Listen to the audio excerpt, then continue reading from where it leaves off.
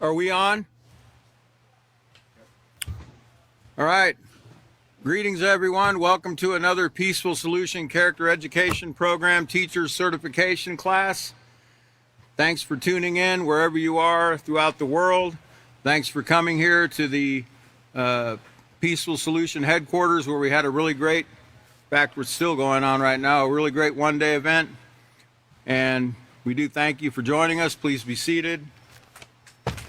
We're going to be picking up in Chapter 7 of the Respect Unit. But before we go there, I want to remind you, if you're watching online, you can go to the top of our Facebook page, hit the drop-down button where it has the manuals. It says download the manuals. We have, there's I think 4 manuals up there right now. We're finishing the last of the 4th now, the Respect Unit, before we go into the next unit, which is Responsibility. Go ahead and click the Respect Unit Teacher's Manual. That's where we're at today. And we're going to be continuing there where Chris left off in the last class in Chapter 7. We're talking about respect for the environment, respecting the environment. And if you'll go ahead and turn now, just go ahead and turn over to where the page we left off on. Chris was talking about animals also deserve our respect. That's on page 188. Of course, before we continue on the lesson, we always review a little bit of what was gone over in the last class. Chris went over some more really amazing facts about the Amazon forest, if you recall. And some of them included, I was really shocked. There's over 600 species of trees in just there's 600 species of trees in just 2.5 acres of tropical rainforest. And in the U.S. and Canada combined, there's only 700 species between those two countries. And that's pretty amazing. This rainforest is a very amazing place. And then he talked about, about the ants and how where it says something about the ants. I can't remember right offhand, but it also talked, it says one study reported more species of ants living on a single rainforest stump than exist in the entire British Isles. That's the second amazing fact on page 187. We went over a lot of things about the rainforest, particularly the Amazon rainforest down there in South America, but there's other rainforests throughout the world, and we could go on and on and on about that, but we moved on. Chris moved on to animals also deserve our respect. So before we pick up there tonight, I want to go back to LP, let's see, this would be animals, LP7E, so we can look at the step that we're on and get our bearings straight again on what we need to inform the students and the procedure, the purpose, objective of this entire lesson here.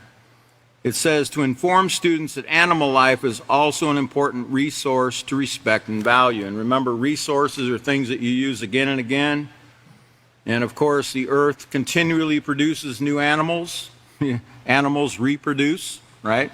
They have babies, they have offspring, and now unless that species goes extinct and they can't reproduce anymore, right? So that's why we have to be careful to make sure, since we're the dominant species on the planet, remember dominant means that we govern and we take care of this earth. We protect the earth, we protect the creatures, we protect the soil, the land, the air, the birds, the animals, the microorganisms, everything that make up our existence. That they're all there, and they're all there for our protection, and to actually serve us in some way. We might not realize, as we're going to learn tonight, what these animals are for, these creatures are for, or the fish or the shellfish or whatever they might be. We might not understand their purpose, but the more we understand their purpose, the more appreciation and respect we develop for the creation and all the things that serve us. So it says, ask students to share what they think the concept of life or live and let live means. Accept as many answers as time permits, explained that there are people who regard the lives of animals as worthless and they take pleasure in torturing them or, hunting them for sport, like trophy hunters. They just want to get that leopard skin, so they kill the leopard, but they leave, the rest of everything else laying there. Or they kill the elephant just to take the tusks, right? But they leave the carcass of the elephant laying there, and these kind of things. They just kill for, to show off, how tough they are, I guess. Look what I killed with my gun. Well, anybody can kill something with a gun, it's not very impressive to me anyway. So it says, stress that no living organism should be treated cruelly.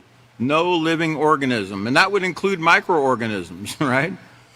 Things you can't see, the micro life that you can't see. It says, have students turn to pages 188 and 1 through 191 in their handbook and read the section, Animals Also Deserve Our Appreciation and Respect. That's what we're going to do. We're going to turn to page 188.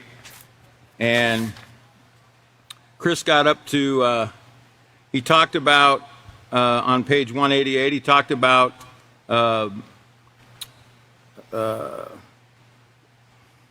predators. In the first paragraph, it says, another vital resource that shares the land with us is animals. Have you ever stopped to consider how valuable the animal kingdom is to human beings? Animals have always been an important resource, providing us primarily with food, transportation, and clothing. Even predators, like foxes and snakes, assist us by keeping down the population of rabbits and mice that could otherwise destroy crops and vegetables.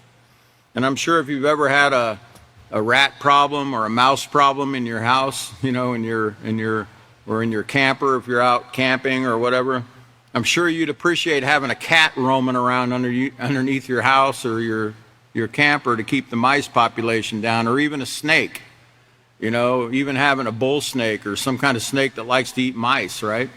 It would be great to have them under your camper to keep the mice population down. And then it would probably also be great to have a dog or a cat around that likes to chase snakes away, right? And, et cetera. There's always something bigger in the food chain that likes to chase something else off. Okay, so it says even predators, it talks about lions and bears, although dangerous, also play an important role in the ecosystem. They single out animals that are weak or sick. Well, why is that important? Why is it important to single out animals that are weak or sick? Well, because we are what we eat, as we're going to learn tonight. You are what you eat. And if you eat sick, infected animals, if there's sick, infected animals running around in the forest, that are fit for human consumption, or that would be fit for human consumption, but because they're sick, these animals take them out because they're weak and sick. What they actually did is they did us a kindness by taking them out, because let's say there's a deer that has some kind of disease, and a wolf takes that deer out. Well, that wolf just took the deer out of the food chain that somebody else might have otherwise shot and killed and ate and gotten sick themselves with whatever disease that deer was carrying. So the wolf actually did us a service by taking that particular animal out of the food chain so we don't eat it ourselves. Okay, so, and we'll talk more about that. And it says, Chris also talked about therapeutic benefit of animals, how pets help lower blood pressure and can lift people's moods up. A lot of people really find a lot of joy and a lot of comfort in animals, cats, dogs, dolphins. I know autistic children seem to do well with dolphins when they take them into these programs they have set up for that particular thing. Remember, we also have like the seeing eye dogs, that help people. And I think Chris mentioned even the dog that the guy used to take on the airplane all the time. And the dog, as long as the dog was calm, the man felt calm. But if the dog started acting wild, the guy started feeling, but he used the dog for comfort mainly. He didn't want the dog getting all stirred up because it would stir him up. But his dog kept him calm, okay? And animals have that kind of effect on people. Okay, so Now, it also talks about here on page 188, and this is what we're going to get into tonight, about how the animals also assist us in keeping the earth clean by consuming the carcasses of dead organisms and other waste. Pigs, vultures, lobsters, catfish, and shrimp are only some of the scavengers that fall into this category.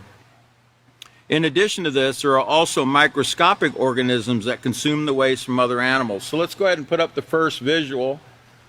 I want to give the people at home an idea of what we just read. But I want you to look at that picture there. You know, you have these pigs standing there, and they got these signs, you know, that are saying, "We are scavengers. We help keep the earth clean." Well, I don't think most of us ever consider, like, what does that mean? What is a scavenger? You know, what is a scavenger animal? Or what is a scavenger bird? You know, or any kind of scavenger creature. What are they?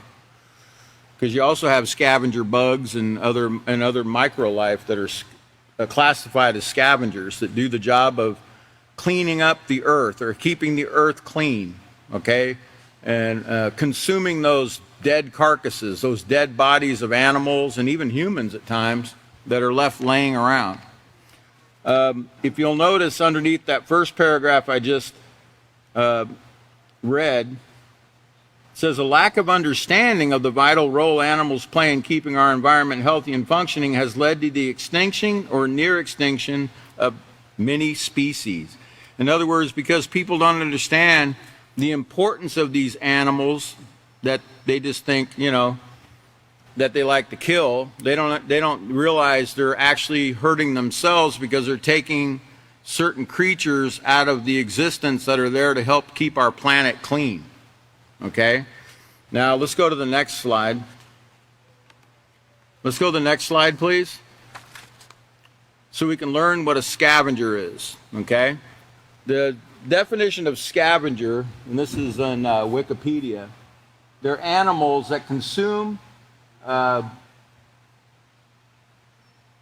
sorry, I can't read this screen. It's really blurry, but... Can I move this over? Dead organisms. So they consume dead organisms, okay? Dead things, in other words. Scavengers consume dead things. I'm sorry, I'm trying to read what they have written on here. It says, scavengers are animals that consume dead organisms. They have died from causes other than... I can't read that either. Other than predator, or they have been killed by other predators. So, you know, at times you'll be driving down the road, you'll see a deer laying there dead, or even another vulture laying dead, or you'll see some kind of animal dead alongside the road, could be a cat or a dog or something. Well, you have certain creatures called scavengers, like you see, there's a couple examples here. You see the vultures coming eating that dead animal. What you need to consider is that those vultures are doing you a service, because can you imagine the earth, all the animals that die, you know, that get run over on the road, or that die of themselves in the woods or whatever? Can you imagine their dead rotting bodies, their dead rotting carcasses just laying there, and there's nothing to bury them, there's nothing to do anything with the carcass? Can you imagine how filthy the planet would become if that was the case? So you have scavenger creatures that actually help clean these things up. Vultures, pigs. Pigs?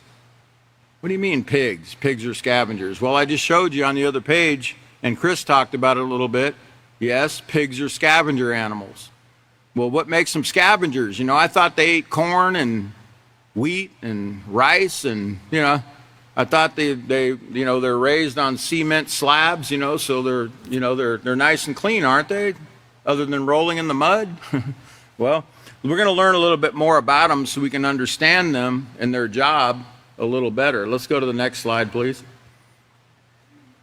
Can we go to the next slide, please? So you've heard the term, you are what you eat. It says, as a general rule, a pig will eat anything, which means it eats unsavory things like dead animals, rotting garbage, and even human feces.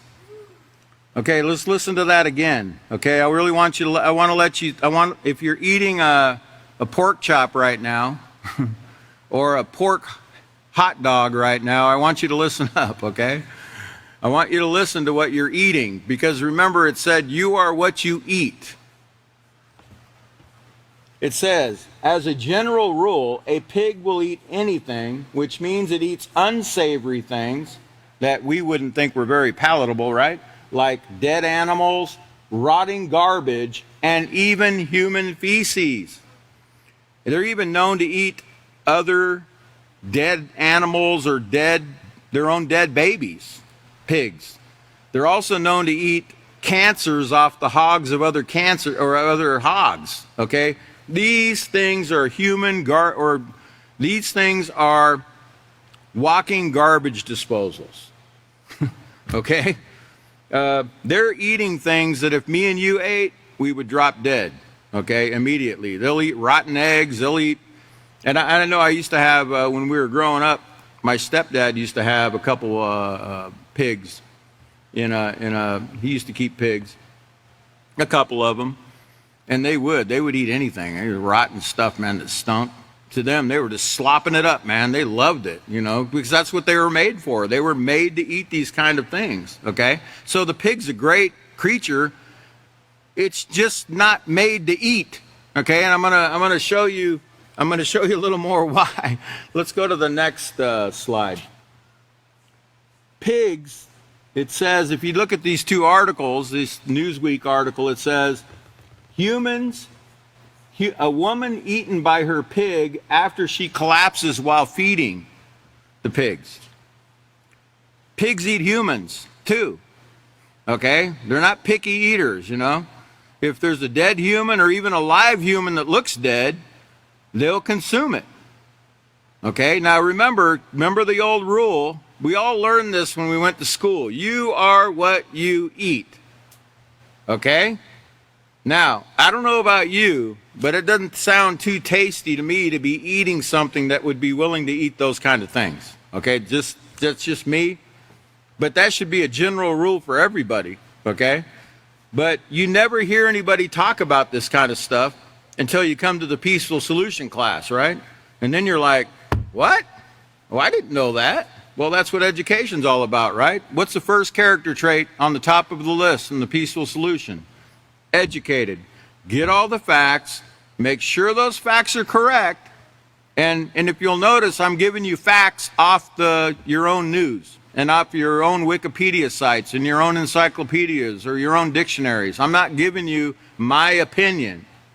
I'm giving you facts, true facts that have been scientifically proven or witnessed by other people, as you can see. A woman eaten by her own pigs because they thought she was dead. Or how about pigs eat humans far more often than people would expect. Pigs eat humans, you just don't hear about it. You just don't, there's not a lot of news stories about it, but it occurs quite frequently, okay? So don't be surprised if after this particular class, you might hear about something in the news, because that's what enlightenment does. Once you're educated about something, you'll probably see it written somewhere in one of the local newspapers, or you'll see it on CNN or one of these news channels. You'll go, hey, I just learned that in the peaceful solution. I never even knew that existed until just now. Well, that's called enlightenment. That's called education. It does that. It makes you aware. Now you're more aware, and you're going to be probably seeing these things a little more often. But yes, pigs do eat humans. Let's go to the next slide. Let's go ahead and back up. Don't show that slide. I want to show, now pigs, I told you they're great creatures because they're scavengers, right? So aren't you glad they eat dead things? Yeah, that's great, because they're doing a service to us, because if there's a bunch of dead, rotting things laying all around, we're going to have a nasty, stinking earth, aren't we? So they're doing a great job. Let's give the pigs a hand. Let's just not consume them if we can. All right, so I want to play out now. The pigs are doing their job, but would you believe we're feeding pigs some things they shouldn't even be eating? Do you hear what I just said? We're actually feeding pigs something they shouldn't even be eating. I'm going to show you. Can you play this clip? I want to show you what they're actually feeding pigs. And they're not just feeding it to the pigs. Let's go ahead and play that first clip.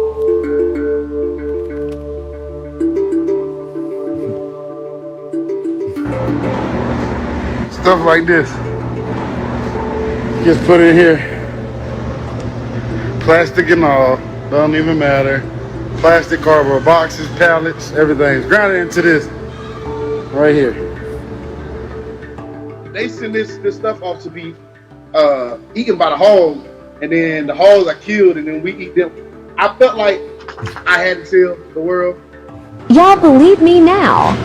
Go up the line to that big called the grunt. It grinds it out and turns it into that. And then the hog eats it. This is what it looked like when it's done. I took the video because I was like, I've never seen nothing like this. This can't be like.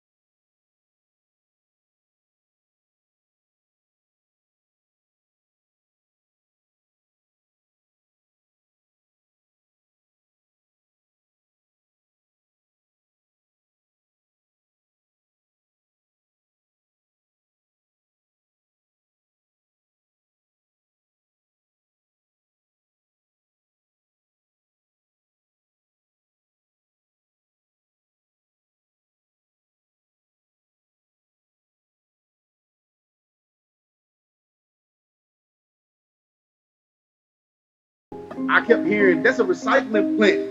That's where they take the trash at. I'm like, are you serious? Like, I'm showing you step by step. Like in these videos, I'm telling you what you're looking at. So like, what do I gotta do? Like, I don't understand. All that. This is waste from different businesses, bakeries, cookie places, all type of stuff. You know what I'm saying? Some of your favorite foods, but they just molded and old. Got a bunch of rats and stuff in them. Yep, they all going in here. Up the line to the grinder. They try to get all of it out, but I mean, there's only so much you can do. I'm gonna show y'all though, but you don't even see the paper when it's grinded and like that. You won't even see the paper.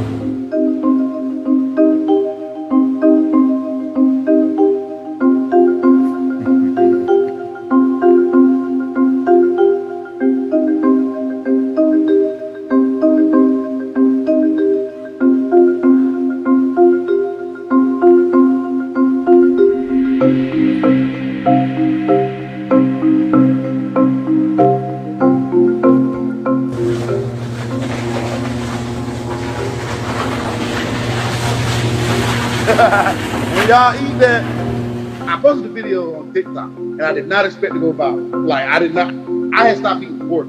I was trying to get my family to stop eating pork. So when I worked here at this part of the plant and I seen that, I was like, I have to tell you guys. Like someone has to tell you because no one is telling you.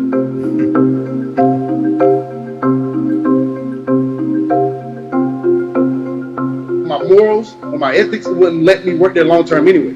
I told my wife, like, I'm not gonna work here long, like, it's impossible. Because I'll be disgusted with myself helping feed America that. It makes me feel good when I get on TikTok and I see a comment where a person like, hey, you are a hero. Not all heroes wear cape and stuff like that. That makes you feel good because you're like, dang, somebody appreciate the fact that I try to save lives. You know what I'm saying? I'm not a doctor, but I try to save lives. You know what I'm saying?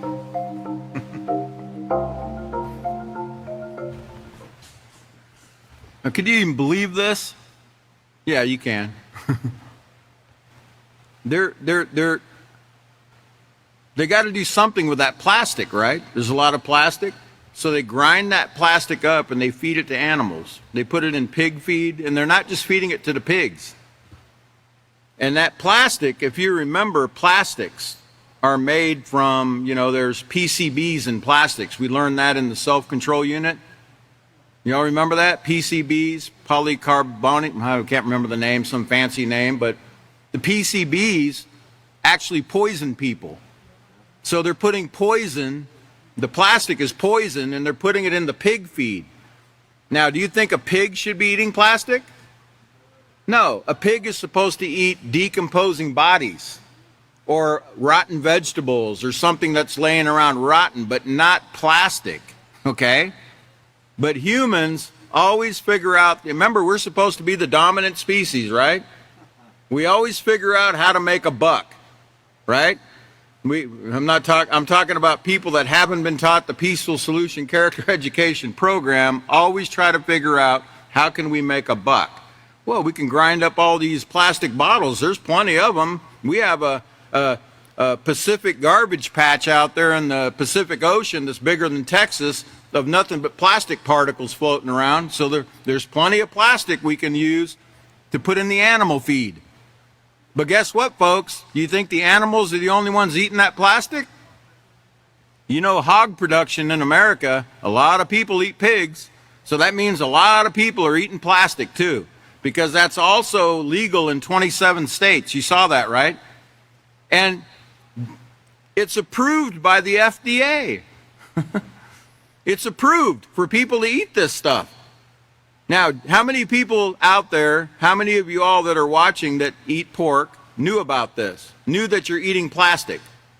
Raise your hand. Well, now you do. You've been informed, so now you're going to have to make a choice, right? You're going to have to make a choice whether you think it's safe and harmless to eat plastic. And if they're putting plastic in there, did you see what else they're putting in there? Styrofoam, metal, shavings, glass. It is shocking. Okay, let's look at the next slide. So you can get a license to do this. You see here the USDA, the United States Department of Agriculture. They say that as long as you have a license to do this, you can do it. And as long as it's legal in your state, you can do these things. And they have a whole list of really deadly things you can put in your food, in the animal feed. And remember, who else eats the feed that they make? Cats, dogs, right? So you might want to consider what they're putting in your cat food, your dog food, and whatever else. Because if they're allowing all this to go in this animal feed, what do you think might be going in your Purina cat chow? Oh, I better not say the names. Your cat chow or your dog chow or, whatever they call it, right? Let's go to the next slide. And, look, hold on, go back to that slide. Look at the look on that pig's face. He's kind of like, why are y'all doing this to us? Right? Kind of looks like that. Let's go to the next slide. So here's the states that it's legal in. Texas is one of them that it's actually legal in. I didn't know that. Of course, I didn't know they were putting plastic in the animal feed, right? I just knew I wasn't going to eat pigs because of what I learned they eat, but I didn't know that, they were putting plastics in there as well. And that should convince anybody to get off that stuff. So there's the 27 states, including, let's see, we have Washington, Alaska, Texas, all along the West Coast, California, Arizona, New Mexico, all the way up in Maine, Florida, Montana. These are a lot of states where we have a lot of cattle. Okay, let's go ahead and not Alaska, sorry, but Texas or a lot of pigs. Let's go to the next slide. Now, here's the sad thing, folks. It's not just the pigs they're feeding it to. You see that cow? This is from theguardian.com. Legal plastic content in animal feed could harm human health, experts warn. Small bits of plastic packaging from waste food make their way into animals' feed as part of the UK's permitted recycling process. So they're using recycled plastic and other garbage. They're putting it in the animal feed. These are animals that I like to eat. you know, that were made for us to eat. Cows. I mean, how many different things come from cows, folks? Remember how many things we counted last time? Yummy ice cream, butter, cheese, hamburgers, steaks, beef franks. What I tell you my best cut was? It was skirt steak, right? All right. This comes from that one wonderful yummy cow that was made for us to eat. But guess what? Do you think it's real safe? We already showed you what they're putting in the cow's feed that was causing the mad cow disease. Remember, they had the rendering plants where they were grinding up horses, cats, dogs, other farm animals that were laying around that died of themselves of diseases. They were putting them in that grinder. I showed that Harslav grinder where they could put a whole cow or a whole horse or a whole pig or, you know, whatever, and it would just grind it right up. And that stuff they grind up, they boil it, and they take the protein, the protein out of it, and they put it into the animal feed, and they feed it to the cows. And remember, cows are not herbivores. I mean, they're not carnivores, they're herbivores. They eat grass. But guess what? You can trick a cow into eating things it shouldn't be eating, like plastic, by mixing in their feed, okay? Let's go ahead and look at the next slide because I want to show you what else they're doing. Here's some surprising things that we're feeding cows. This is from Mother Jones News. Are you ready for this? Crab guts. Crab guts. In places like Louisiana and Texas, Gulf Coast states, where they have a lot of seafood, they call it seafood, but it's really, as we're going to learn tonight, it's not really food. It's really stuff that's there to keep the ocean clean. But particularly crab guts. They're putting crab guts in cow feed. Now remember, you are what you eat. Do you think a cow was made to eat crab guts? What about chicken manure? Did you know there's tons and tons of, there's thousands and millions of metric tons of chicken poo everywhere, so they got to do something with it, right? Well, they came up with a clever way of selling it. They're selling it as feed for cows. Chicken poo. How about grounded limestone? You know what limestone is? It's rock. You can grind that limestone and you can put it in the animal feed as filler, you know? That way, you know, when these guys that run these operations where they have animal feed and they bring you, let's say you order, you know, a couple tons of animal feed. Well, you know, possibly up to a quarter of it might be some stuff mixed in there that's not even animal feed. It's limestone, sawdust, Skittles. Skittles? Surely you're joking, right? Skittles? Why would they be feeding Skittles to cows? We'll find out here in a minute. Notice here, candy. They're feeding cows candy, wrapper and all. Wrapper and all, with the wrapper. I'm not talking about a singer. I'm talking about the candy wrapper, you know?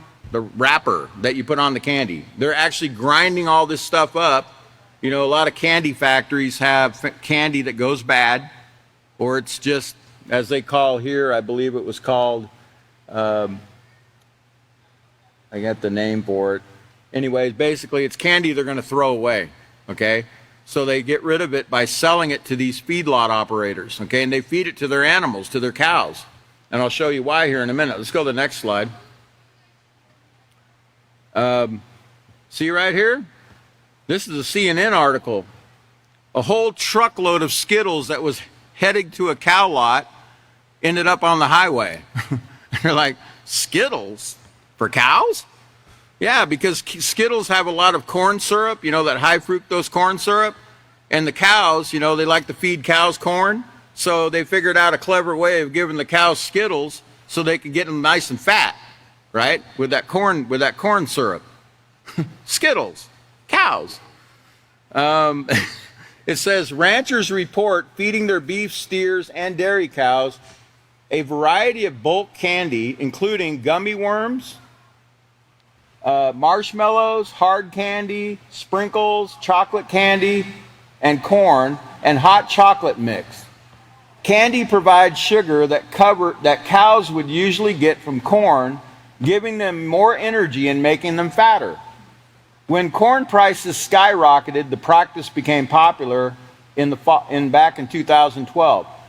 One candy supplier who sells farmers and ranchers salvaged chocolate that's imperfect and broken chocolate said the price of the stuff has recently doubled. So, because the corn prices went up, they decided, well, here's a nice way of, being able to sell this stuff cheap.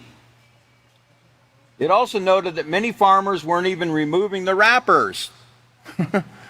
Many farmers weren't even taking the wrappers off the candy, with one expert stating that the plastic would just pass through the animals like fiber without causing any harm.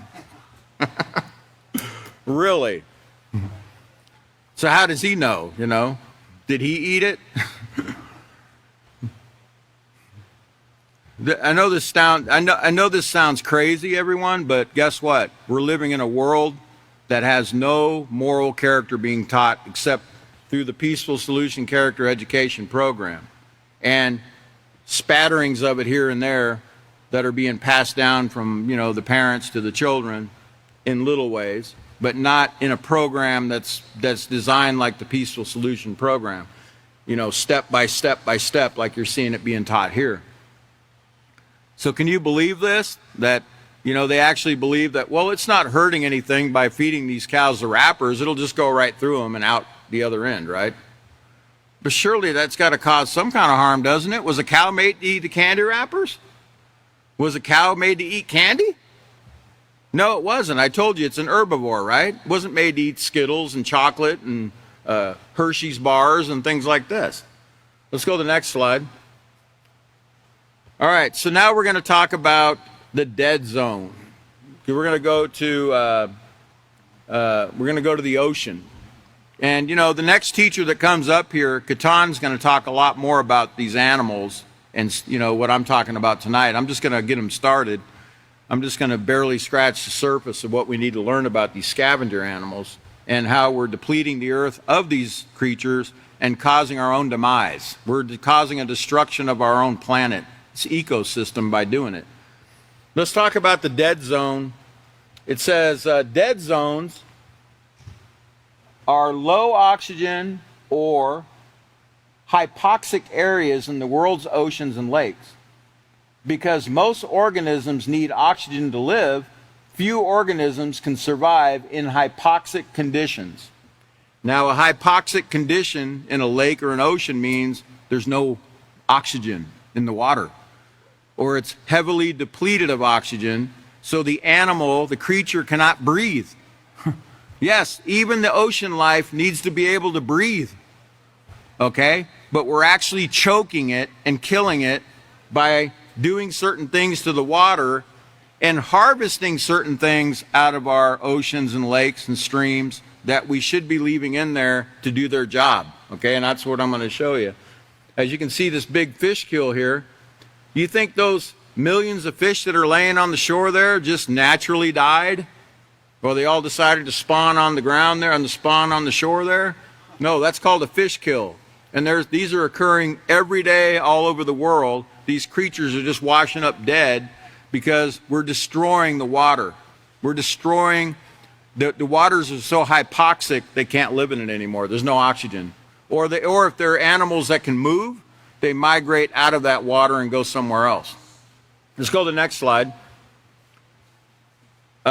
This is called the Gulf of Mexico Dead Zone. If you can see the red there along the coast of Texas, Louisiana, and Mississippi, it says the dead zone in the Gulf of Mexico is indicated in red. The so-called Gulf Dead Zone is a region of the ocean where there is little oxygen. There's so little oxygen that almost no life exists beneath the surface waters. In 2010, the Gulf Dead Zone was about 20,340 square miles. Now, let me ask you a question. In the peaceful solution, don't we teach there's consequences to behaviors? Do you think that dead zone, do you think that that water became a dead zone by itself? Or do you think there was a cause? What do you think?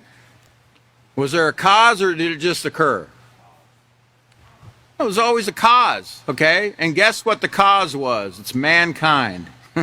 Mankind. Mankind's lack of knowledge, lack of education. Let's first play the next clip.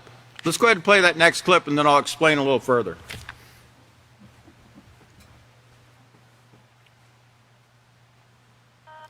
We could play that next clip. Okay. If you take a trip down to where the Mississippi sheds its water into the Gulf of Mexico, you're going to find a lot of dead fish. Or, more specifically, a vast strip of ocean that is virtually uninhabitable.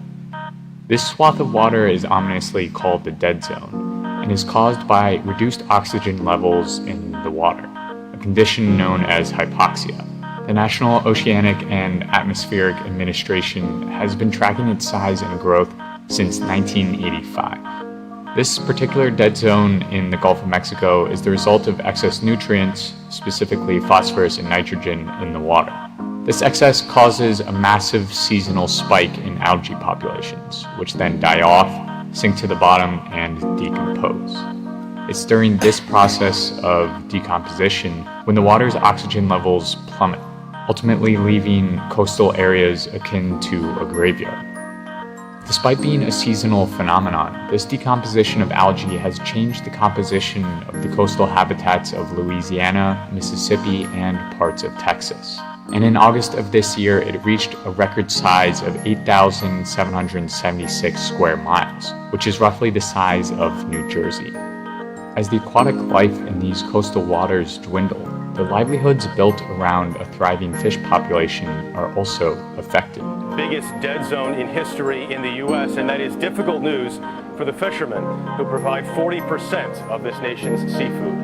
But the dead zone is a product of our industrialized agricultural system, in which synthetic chemicals are injected into soil in order to spur growth on a dying land. As rain flows over thousands of industrialized farms in the Mississippi River Basin, it draws the chemical fertilizers into waterways, which eventually coalesce at the mouth of the Mississippi. So a conversation about the dead zone is truly about our widespread and often unchecked use of synthetic fertilizer to encourage consistent plant growth. Two of the main nutrient fertilizers conventional farms use are phosphorus and nitrogen. Phosphorus helps with root growth and plant strength, while nitrogen aids in the plant's ability to store energy via photosynthesis. In healthy soil, nitrogen, phosphorus, and potassium, also known in the agricultural community as NPK, are generally plentiful. But due to excessive tilling practices and high rates of overuse and monocropping, the nutrient levels of conventional farms are ominously low. Thus, chemical fertilizer on large-scale crop fields are not a choice, but rather a necessity to consistently grow plants. And when applied en masse to a field of corn, the plants only soak up a portion of the nutrients. The rest sink into soil and often seep into nearby waterways. In 2016, the U.S. Geological Survey reported that around 1.15 million metric tons of nitrogen pollution flowed into the Gulf of Mexico, which is almost double the volume of oil that leaked into the Gulf as a result of the BP oil spill. Alongside this industrial crop production, the meat industry is also frequently blamed for the increase in algal blooms in the Gulf of Mexico. Indeed, corn and soybean production is often used for animal feed, which means that a decrease in meat consumption would mean a decrease in those two nutrient-intensive plants. But the algal blooms in the dead zone can also be tied to livestock corporations like Tyson by way of animal manure pollution, which is generally rich in nitrogen. According to the EPA's toxic release inventory, the top 5 meat corporations dumped over 250 million pounds of toxic pollutants into waterways between 2010 and 2014. This has not only caused algal blooms in the Gulf of Mexico, but also events such as the Toledo algal bloom in 2014. which left over 500,000 residents without safe drinking water for days. In a way, we are choosing the short-term success of fertilizers and our desire for meat over both a fish population that supports many fisheries along the Gulf Coast and clean, healthy drinking water for thousands of communities around the United States. There are solutions to this problem, such as creating buffer zones between fields and waterways or reducing excess fertilizer use via education and enforcement.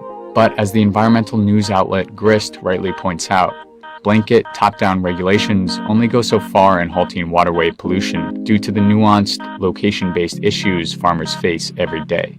So, in addition to regulatory backstops, we also need food distributors and buyers to establish sustainable practices not just as an added bonus, but a business norm.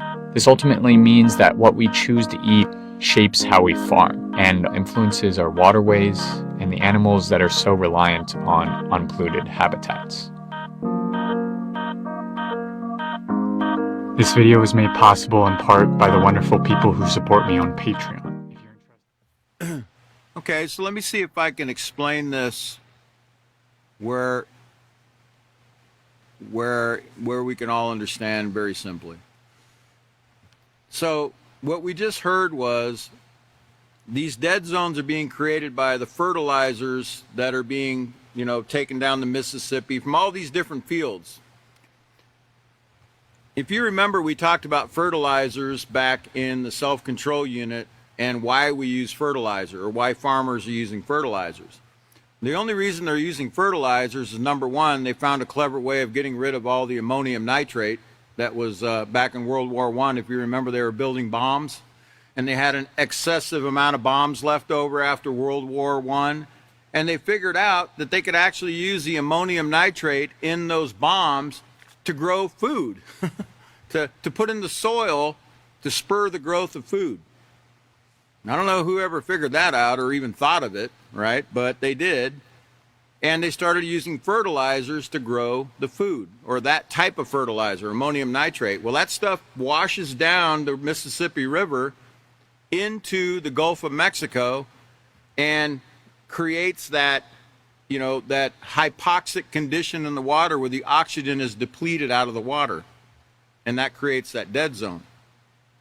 If you remember, Chris told us in his class, I believe it might have been in the last class, he talked about the Dust Bowl and how the Dust Bowl in Oklahoma back in the 30s was created because people were plowing and plowing and plowing and plowing and plowing like there was no tomorrow. They were plowing up these fields.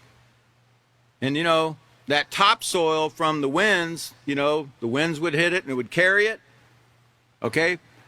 And if they were doing a normal amount of plowing, that would have been one thing, but they just went crazy with the plows in these places. And because they overworked the land and they were very greedy for money, they created a condition called the Dust Bowl, where all that dust from all the topsoil from these fields that they were plowing, would be blown into places like Oklahoma and even Texas. Now, if you recall what he just said, this man on the video, he really gave us a clue about what the real problem is. The farmers are overworking the land. They're overworking the land so much that they have to use fertilizers to grow the food. You shouldn't have to use that type of fertilizer to grow the food. But because they've overworked the land so much, the soil, the microorganisms in the soil can no longer bring forth the nutrients needed in the food, so they have to use something to make this food grow. Okay? And that fertilizer actually burns the soil. It actually destroys the soil. It can only take so much. And the microorganisms in that soil can only work so hard. Okay? And because of their over farming and their overproduction in the land, this is what's taking place. And the greediness. Okay? Now, let's find out what else is contributing to it. Let's go to the next slide. Here you see the fertilizer or the different plants there, where they're leaking sewage and other things into this water, these waterways that are creating conditions where the hypoxic water drives. Some of the fish can swim away from it and go to waters where they can breathe, but other animals can't do that. Other creatures can't they don't migrate like that, so they just end up dying, okay? Let's go to the next slide. If you see this article here, it says marine dead zones leave crabs gasping for air. In other words, the crabs cannot breathe. Crabs cannot breathe. And one of the ladies that wrote an article on this actually said the water is like the blood of a dead man. It's so depleted of oxygen. A dead man doesn't have any oxygen in his blood, right? So the waters have become like the blood of a dead man because there's no oxygen for the creatures to breathe. And the crabs and the shrimp and the crawfish and everything have to either die or they have to go and leave that area. Let's go ahead and look at the next slide. Let's go look at the next slide. These are crustaceans, okay? You have like the brine shrimp, you have crawfish, crayfish, you have crab, you have shrimp, you have prawns. You know, we got some people here from Louisiana. They came to the one day event today. What's a big staple there in Louisiana? What's one of the biggest things they like to eat? Gumbo. What's gumbo made from? Crawfish? Crawfish, okay. So let's learn a little bit about that because that's another, as we're going to find out, and I think Katan's going to go a little more deeper into this next time. These crustaceans that live on the ocean floor, they're actually there cleaning up the ocean of the waste that falls down to the bottom of the ocean. They're actually like little vacuum cleaners down on the bottom of the ocean, and they're eating up all the dead stuff, all the particles and things, human waste. And that's why crabs are most abundant along coastal shores, right? Like in Louisiana there, because they like to eat human waste. Okay, so you remember you are what you eat? Y'all remember that? You are what you eat? Things that eat waste, I don't think you should be eating, right? I mean, that's just, to me, it's like, once you learn it, it's kind of like, what do you call it? It's kind of like a no-brainer. If it's eating things that we shouldn't eat, should we be eating it? Doesn't make much sense. Let's go to the next slide. Here you see, I'm not picking on the guys in Louisiana because a lot of people like what they call shellfish, but they have a lot of these parties and these festivals like crawfish festivals and shrimp festivals or whatever you want to call them, where they eat just tons and tons of this stuff that they harvest out of the Gulf of Mexico. Okay, now what do you think those creatures, when they're harvested out of the place where they're trying to clean it up, these creatures were made to keep that area clean. If you take them out of the water, what do you think occurs to the water over time? Or what occurs to that environment? Don't you think it starts to get filthy? What if you took your broom, your dustpan, your vacuum cleaner, and all your cleaning supplies out of your house? What would your house start looking like? Start getting pretty dirty, wouldn't it? So that's what's occurring in our waters and our land. We're killing creatures, we're harvesting them and killing them, or just killing them for fun. And we're even eating certain things that are actually put there to keep the ecosystem operating efficiently, so we have a habitable planet. Okay, that's just to put it in a simple term. Let's go to the next slide. For instance, oysters. Let's talk a little about oysters. We're talking about shellfish. Did you know that oysters purify the Chesapeake? This is from Oyster Fact Sheet from the Chesapeake Bay Foundation. It says, oysters purify the Chesapeake Bay as they filter the water for their food. An adult oyster can filter as much as 50 gallons of water a day. Sediment and nitrogen cause problems in bay waters. Oysters filter these pollutants either by consuming them or shaping them into small packets, which are deposited on the bottom where they are not harmful. Did you see what that oyster's doing for you? That oyster's actually filtering poison out of the water, up to 50 gallons. One oyster a day is filtering poison out of the water into its own body and creating little pellets where they can deposit them where they won't hurt you and me. And what are we doing with the oysters? We're eating them. We're eating the oysters. Now, in fairness, did we know that? Did you know that? Well, now you do. So now you have what's called a choice, right? Now you have to make, now wait a minute. You don't have to believe me, okay? You can go check me out. You can go, in fact, I got this offline. This is a oyster fact sheet from Chesapeake Bay Foundation right here in America. And you can go check out other sources. You can go to encyclopedias, and you can go to, I'm sure National Geographic has some stuff written about it. But you can check out facts about oysters, and you can see what they actually do, okay? And you can decide for yourself, you can make the choice whether you think you should eat them or whether you think you should leave them alone and let them do their job. Okay?